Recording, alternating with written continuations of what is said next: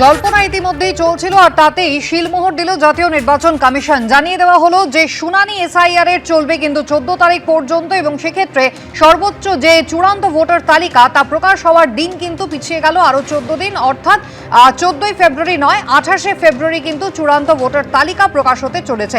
কথা বলবো আমাদের প্রতিনিধি রুমা পাল রয়েছেন। রুমা, সেক্ষেত্রে আরো একবার তোমার কাছে যে বিজ্ঞপ্তি জাতীয় নির্বাচন কমিশন দিয়েছে তারিখগুলো জানতে চাইবো এবং জাতীয় নির্বাচন কমিশনের দল তারাই বা কবে আসছেন রাজ্যে? দেখো, জানি নাকি 28শে ফেব্রুয়ারি কিন্তু ফাইনাল ভোটার লিস্ট বেরোচ্ছে। তাহলে প্রশ্ন উঠতে পারে যে কবে ভোট ঘোষণা। এখনো কমিশন সূত্রের খবর যে মার্চের যে ফার্স্ট উইক সেখানে তখনই কিন্তু হতে পারে এই ভোট ঘোষণা এবং দোলের পরেই সম্ভাবনা প্রবল, এমনটা কিন্তু কমিশন সূত্রের খবর। অন্যদিকে জানি রাখি যে এই যে শুনানি চলছে সেটা কিন্তু 14ই ফেব্রুয়ারি পর্যন্ত চলবে।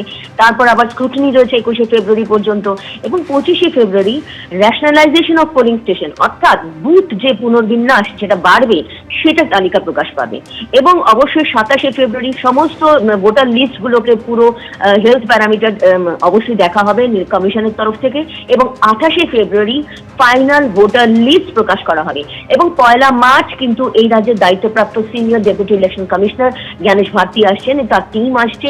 অবশ্যই সমস্ত আলোচনা হবে, যেহেতু ফাইনাল ভোটার লিস্ট যখন বেরিয়ে যাবে তারপর অবশ্যই ভোট নিয়ে আলোচনা হবে এবং যেহেতু এখনো পর্যন্ত যা খবর মার্চের প্রথম সপ্তাহে কিন্তু ভোট ঘোষণা হতে পারে এবং দোলের পরই এই ভোট ঘোষণা হবে, এমনটাই কিন্তু সম্ভাবনা প্রবল।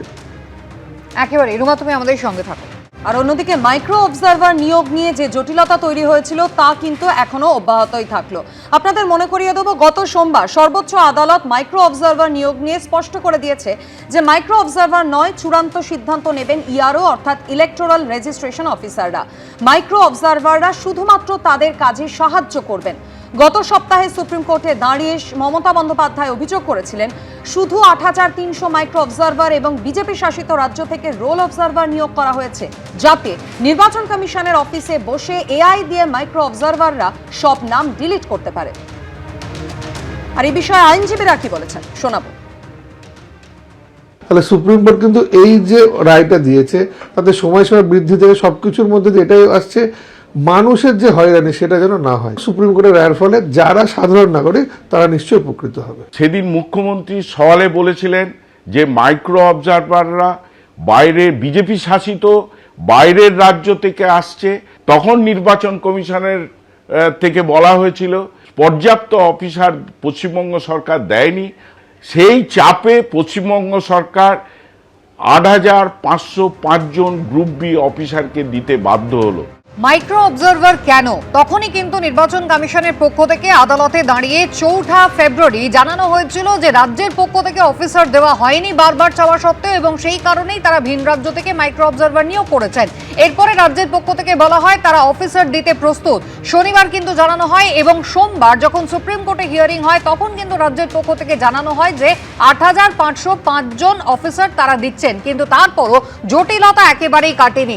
গ্রুপ বি গ্রেডের অফিসার দেওয়ার কথা ছিল, কিন্তু ইতিমধ্যেই প্রশ্ন উঠতে শুরু করেছে যে যাদের দেওয়া হয়েছে তারা সবাই কিন্তু গ্রুপ বি অফিসার নন। ঠিক কি পরিস্থিতি তৈরি হলো, তাহলে এরপর নির্বাচন কমিশন কি করবে? কথা বলবো, রুমা পাল রয়েছেন টেলিফোন লাইনে। রুমা, দেখো, ৮৫০৫ জনের এদের তালিকা কিন্তু আপাতত স্ক্রুটনি করবে কমিশন এবং বলা হচ্ছে যে অনেকের নাম এরকম রয়েছে যারা এইআরও হিসেবে কাজ করছেন, তাহলে তাদের আবার মাইক্রো অবজারভার হিসেবে কাজে কিভাবে নেবেন? অন্যদিকে এটাও ঠিক যে এদের লগ ইন ক্রিয়েট করতে কিন্তু 6 থেকে 7 দিন সময় লাগবে এবং সব থেকে বড় কথা, ইতিমধ্যেই কিন্তু সিও দপ্তর থেকে রাজ্যের তরফ থেকে একেবারে তাদের যে একদম রিপোর্ট জমা হয়েছে বায়োডাটা সহ, বায়োডাটা অর্থাৎ তাদের যে ভিজিলেন্স ক্লিয়ার এবং তাদের পুঙ্খানুপুঙ্খ তাদের যে ডিটেল, এই ৮৫০৫ জন যে যারা কাজ করবে তাদের ডিটেল জমা হয়েছে এবং সেক্ষেত্রে জানিয়ে রাখি যে কমিশনের বক্তব্য যে বেশিরভাগ ক্ষেত্রে লোয়ার ডিভিশন ক্লার্ক এবং লোয়ার এবং আপার ডিভিশন ক্লার্ক রয়েছে এবং সেক্ষেত্রে অনেকেই কিন্তু এইআরও হিসেবে কাজ করছে, এটা নিয়ে প্রশ্ন উঠছে। অন্যদিকে জানিয়ে রাখি কালকেই কিন্তু সিও দপ্তর থেকে সমস্ত ডিও অর্থাৎ জেলা নির্বাচনী আধিকারিক যারা জেলা শাসক রয়েছেন তাদের কাছে চিঠি গেছে। যদি কাল বিকেলে 5টার মধ্যে কিন্তু জয়েন করার কথা ছিল, যদি কেউ জয়েন করে থাকে ততক্ষণ তাদের জয়েনিং হবে না যতক্ষণ তাদের বায়োডাটা যাচাই করবে না এবং তাদের প্রশিক্ষণের ব্যবস্থা করবে কমিশন, তারপর তাদের নিযুক্ত করা হবে এবং এই মর্মেই কিন্তু চিঠি গেছে এবং অবশ্যই যদি কেউ কালকে জেলা নির্বাচনী আধিকারিক বা ইআরওর কাছে কেউ জয়েন করে থাকে তাহলে তাদের তালিকা সিও দপ্তরে পাঠানোর নির্দেশ। অর্থাৎ 8,505 জন কবে জয়েন করবেন, কিভাবে জয়েন করবেন, কোথায় জয়েন করবেন, কবে প্রশিক্ষণ হবে, এটা নিয়ে কিন্তু এখন অবশ্যই প্রশ্নচিহ্ন রয়েছে। কারণ বেশিরভাগ ক্ষেত্রে বলা হচ্ছে যে এদের লগ ইন ক্রিয়েট করতে কিন্তু 6 থেকে 7 দিন সময় লাগবে। অর্থাৎ একদম শেষ লগ্নে এসে এই 8,505 জনের কি কাজ সেটা কমিশন ঠিক করবে, কবে ঠিক করবে, এটাই সব থেকে বড় প্রশ্ন।